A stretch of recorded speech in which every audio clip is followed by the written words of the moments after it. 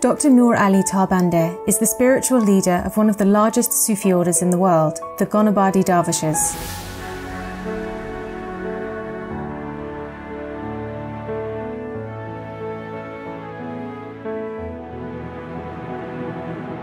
Sufism is a spiritual path dating back many centuries, which encompasses mystical teachings and spiritual practices with the aim of seeking one's essence within oneself.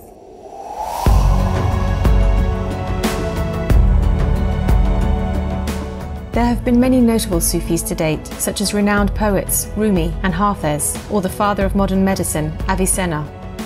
At 91 years of age, Dr Tabandeh, just like Rumi, is the embodiment of Sufi values and the inspirational leader of the path of love, and he has spent his life committed to benefiting humanity.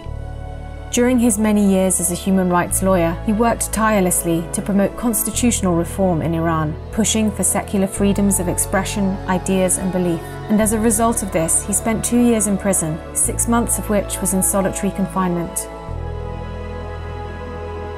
Although Dr Tabandeh may not be as well known in the West as His Holiness the Dalai Lama, there are many parallels between them. Both are the current leaders of spiritual paths dating back many centuries and based upon spiritual development, altruism, peace and love.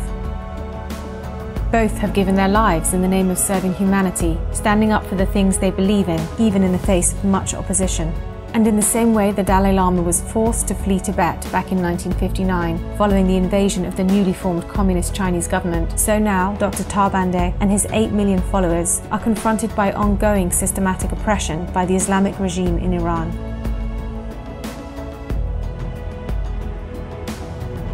Having been under house arrest since the 19th of February this year, and at the age of 91, Dr Tabandeh is in a delicate and dangerous situation.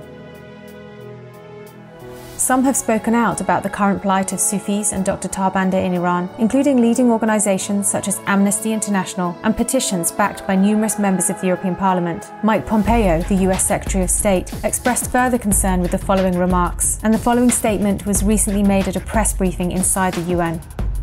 And Gonabadi Sufis face spurious charges and contrived trials. Some have been killed. Once in prison, the regime singles out these individuals for harsh torture and abuse. Suspicious suicides go uninvestigated. Also, the execution earlier this year of an innocent Sufi by the name of Mohammed Salas caused international outcry.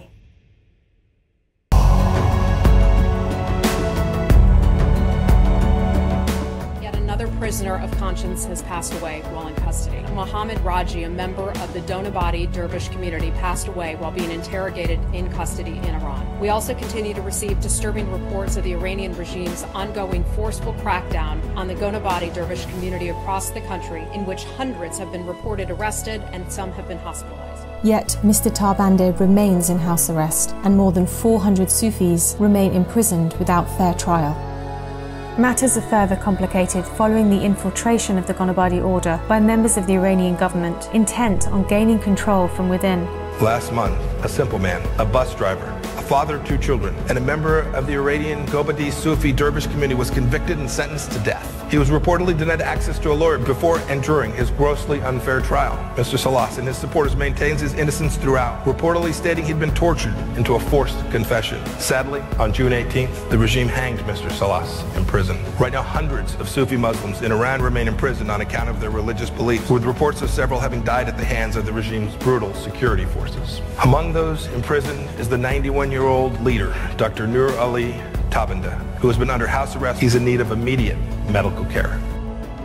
Sufism is seen to pose a threat as a result of its peaceful alternative to an increasingly aggressive interpretation of Shia Islam propagated by the Iranian regime.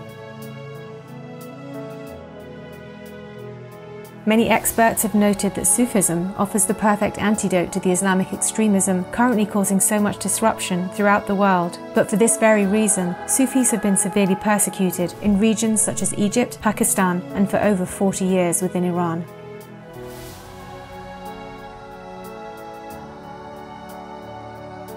You can help release Dr Tabandeh from house arrest by signing the petition and spreading the word.